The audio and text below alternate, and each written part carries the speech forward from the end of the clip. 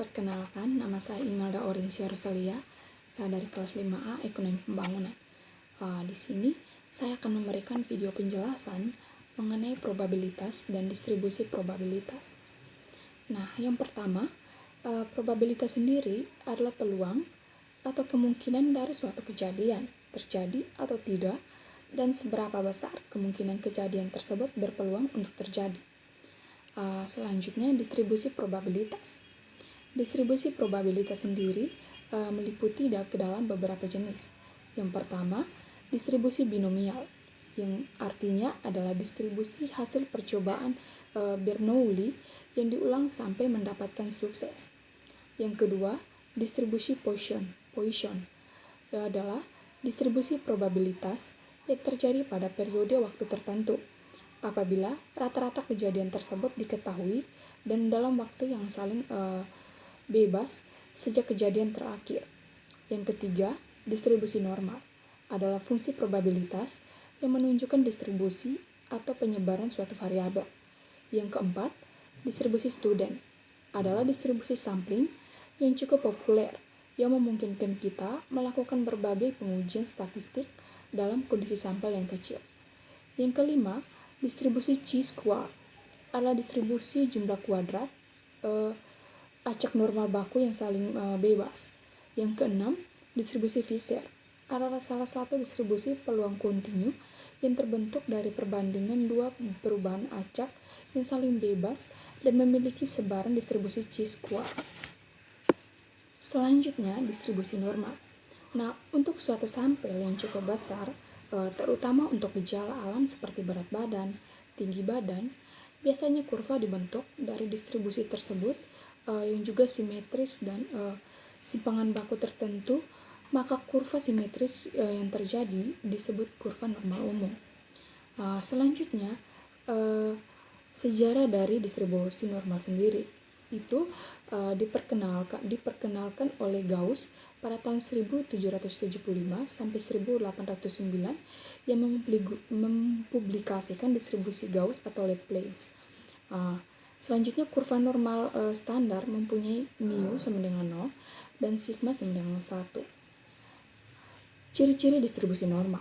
Di dalamnya itu terdapat satu, simetris, yang kedua seperti lonceng, dan yang ketiga titik belok mu lebih dari sigma. Nah, selanjutnya rumus untuk mendapatkan distribusi normal, yaitu Z sama dengan X dikurangi mu per sigma. Nah, untuk dapat menentukan probabilitas dalam kurva normal umum, maka nilai yang akan dicari ditransformasikan dulu ke nilai kurva normal melalui transformasi Z. Nah, selanjutnya kita masuk ke dalam contoh soal. Contoh soal yang pertama yaitu seorang peneliti di laboratorium telah mengumpulkan data kolesterol dari darah 20.000 pasien di rumah sakit X selama 2 tahun. Dari hasil pengolahan data, diketahui bahwa data tersebut menghasilkan sebaran simetris dengan rata-rata 180 Wmg dengan simpangan baku 500 mg. Nah, hitunglah probabilitas seorang pasien dengan kadar kolesterol lebih dari 200 mg. Nah, di sini saya langsung saja menjawab.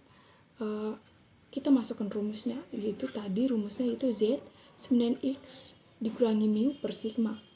Nah, sama dengan kita masukkan angka, X-nya sama dengan 200, mu-nya sama dengan 180, dan sigma-nya sama dengan 50. Maka jika disesuaikan dengan rumus, maka 200 dikurangi 180 per 50, maka menghasilkan 0,4. Nah, nilai Pi pada Z sama dengan 0,4 yang adalah 0,1554. Nah, probabilitas seorang pasien dan kadar kolesterol lebih besar dari 200 mg adalah 0,5 dikurangi 0,1554, maka menghasilkan 0,3446 atau 34,46%. Nah, selanjutnya beralih ke contoh soal yang kedua. Hitunglah probabilitas seorang pasien dan kadar kolesterol kurang dari 150. Nah, sama seperti tadi, yang pertama adalah kita masukkan rumusnya, yaitu Z 9X dikurangi mu per sigma. Nah, di sini kita langsung masukkan angka-angkanya, di mana 150 dikurangi 180 per 50, maka hasilnya adalah min 0,6. Nah, nilai P pada Z sama dengan min 0,6, yang dimana hasilnya adalah 0,2257. Nah, probabilitas seorang pasien dengan kadar kolesterol yang kurang dari 150 mg adalah 0,5 dikurangi 0,2257, yang hasilnya adalah 0,2743 atau 27,43%. Lanjut ke contoh soal yang ketiga. Hitunglah probabilitas seorang pasien dengan kadar kolesterol di atas 220 mg. Nah, rumusnya sama saja, hanya soalnya itu beda. Rumusnya itu yaitu Z sama dengan X dikurangi mu per sigma. Nah, untuk angka-angkanya itu sama dengan 220 dikurangi 180 per 50, maka hasilnya adalah 0,80. Nah, nilai P pada Z sama dengan 0,8, yang hasilnya adalah 0,2881. Maka dari itu, probabilitas seorang pasien dengan kadar kolesterol di atas 220 mg adalah 0,5 dikurangi 0,2881, yang hasilnya adalah 0,2119 atau 21,19%. Maka dari itu, jumlah pasien yang mempunyai kadar kolesterol di atas 220 mg adalah 20.000 dikali 0,2119, yang hasil dari 0,5 dikurangi 0,281 tadi, maka menghasilkan 4.238 orang. Sekian penjelasan video tentang saya, video tugas dari saya. Terima kasih.